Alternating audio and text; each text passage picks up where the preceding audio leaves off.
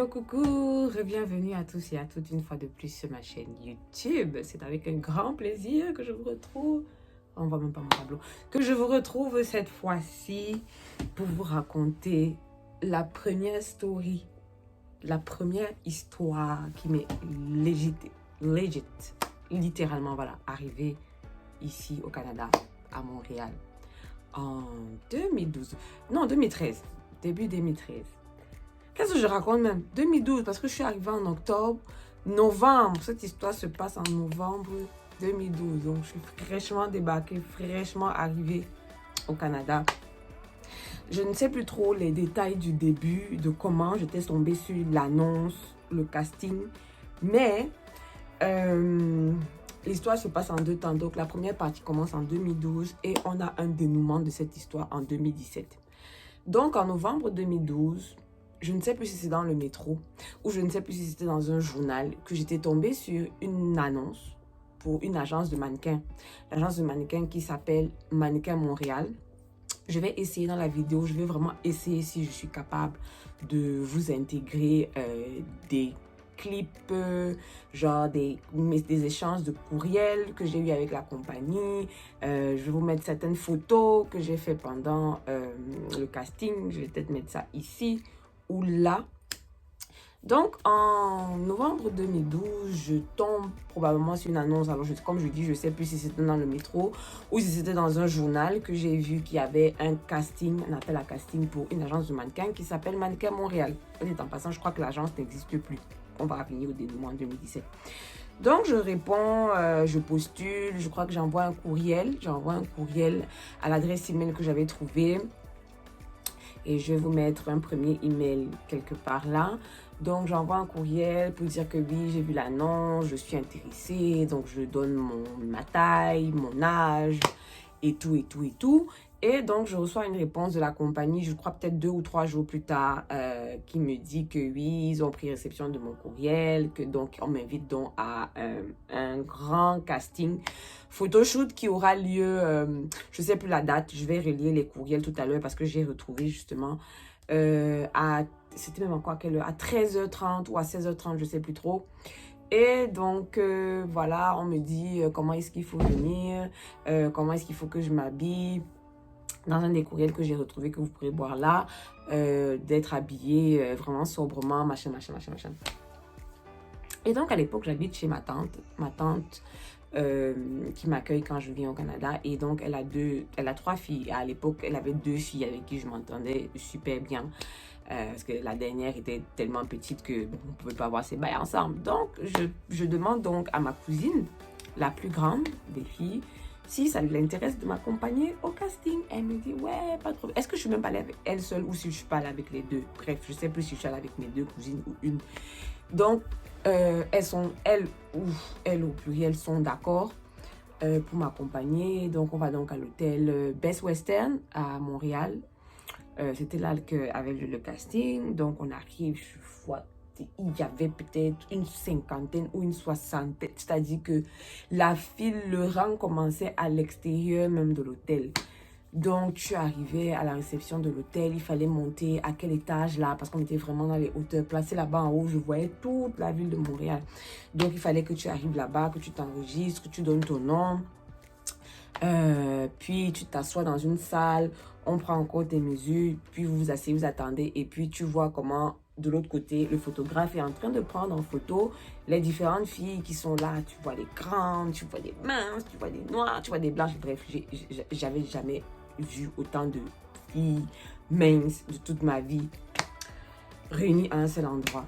Donc, finalement, mon tour arrive. Le photographe me met en confiance. Il me dit un peu qu'est-ce que les poses qu'il veut. Enfin, non, il ne me disait pas que les poses qu'il fallait que je fasse. Il me disait un peu qu'est-ce qu'il attend. Rendu que ce soit le plus naturel possible. Donc, je commence à faire des poses, machin. Je vais vous mettre certaines photos que j'ai retrouvées. Mais les plus loufoques, en fait, que je me sentais trop. Je savais qu'après Naomi Campbell, non, c'était moi. Et après moi, non, c'était le virage. Donc, il n'y avait plus personne qui pouvait atteindre notre niveau. Donc, je fais les photos, je suis pas à terre. Quand je me couche, je dois pas à terre. Comme ça, il dit que non, son matériel n'est pas adapté pour prendre les poses. Parce que j'étais accouchée, je faisais aller poster comme nos parents. Avant là. Bref, finalement, après le casting photo, on part donc de là et on me dit que bon, si dans quoi, une semaine ou quelques jours, 5 jours, 3, 4 jours, je n'ai pas reçu de retour de l'agence, ça veut dire que on ne m'a pas retenu, mais au contraire, si je reçois, ça veut dire que je pourrais aller à l'étape 2. Donc, on part de là, je suis plutôt, je sais pas, plutôt satisfaite de l'expérience. Je me dis, ah, c'est quand même une expérience, tu arrives dans un pays, donc je vais être mannequin. En fait, je voyais ma vie en 3D, comme la couleur qui est là derrière.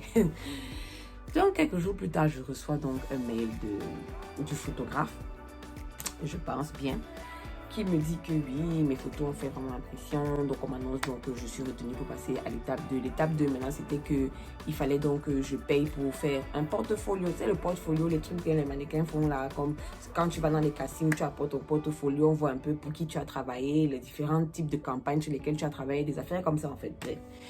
Et c'est le prix qui m'avait séparé de cette expérience-là. Parce que quand on m'expliquait donc que oui, la deuxième partie pour le portfolio, il fallait que je débourse comment je vais d'arriver, je ne travaillais même pas encore. Donc, je n'avais même pas... Je suis dit que moi, je fais les choses. Je ne savais même pas quel allait être mon destin dans ce pays, que j'étais en train de me voir mannequin. Donc, quand il m'a dit que si c'était une combien de centaines de dollars là que pour le portfolio, j'ai d'abord eu mal à la tête. Douleur, palpitation, que pardon, papa. Je ne savais pas que c'est comme ça que ça allait faire. Donc, finalement, après ça, il me dit que donc, ok, on peut donc trouver un arrangement. Donc, je me rends donc compte à ce moment-là que ce n'est plus la compagnie de mannequins avec le logo de Mannequin Montréal qui me contacte, me dit que non, on va trouver un arrangement. C'est maintenant le photographe même, celui qui avait pris les photos au casting, qui m'écrit pour dire que non, on va trouver un arrangement. Il m'envoie donc un courriel un jour pour me proposer un rendez-vous au studio, enfin leur studio, je sais pas trop, leur bureau. Et il me dit un dimanche à quelle heure? 13h. Et dans le courriel, il me dit qu'il ne faut pas que je passe par la porte avant, mais que je passe par la porte arrière. Donc, une jeune petite mince-cote fille, quand je me regarde et je regardais le gabarit du monsieur, je viens entrer par une porte de derrière. Personne ne sait que je suis entrée dans cette agence ce jour-là. Si quelque chose m'arrive là-bas, le serpent pas me moudre le cou, je vais dire que quoi avait fait, je cherchais qui et qui m'avait vu entrer. En fait, je vais expliquer ça. Comment?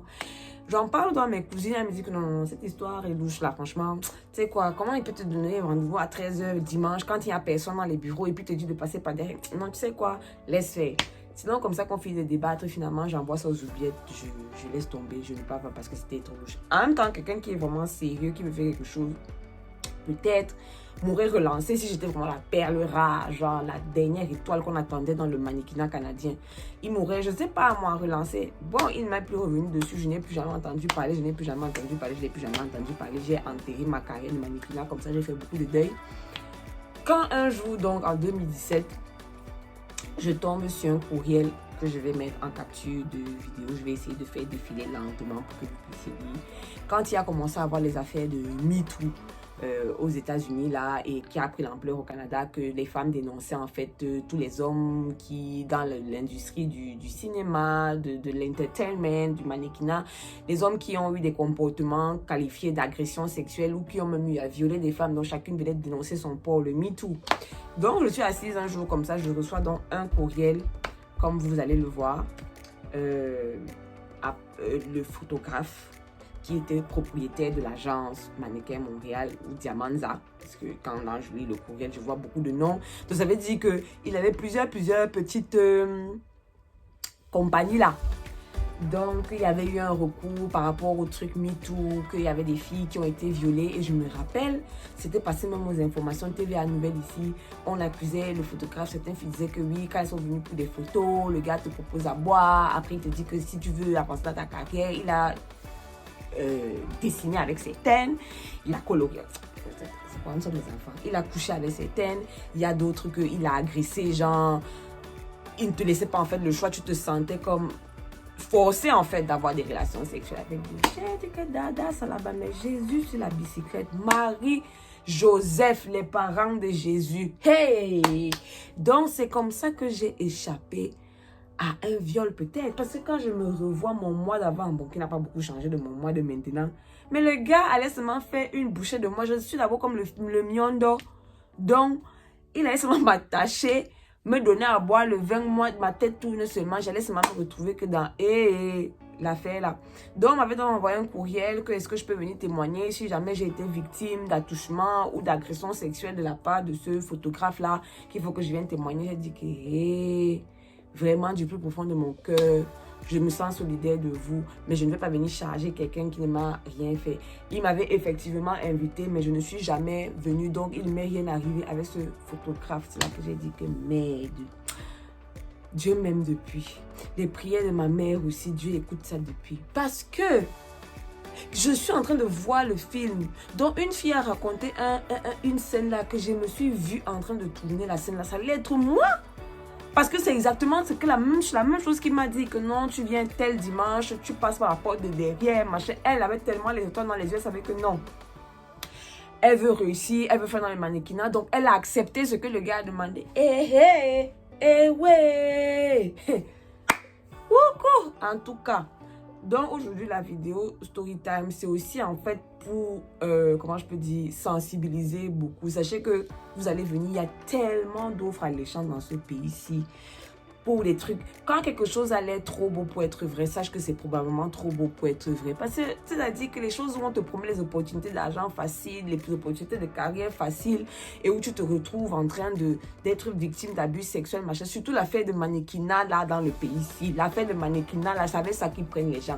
On te promet que tu vas devenir actrice, c'est toi qu'on attendait pour venir évincer Naomi Campbell.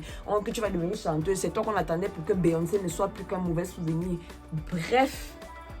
Voilà en fait ma triste petite carrière, début de carrière qui n'a jamais abouti, qui a été tuée dans l'œuf. Et Dieu merci, de mannequin ici à Montréal. Donc sur ce, je vous fais des bisous et je vous dis à très bientôt.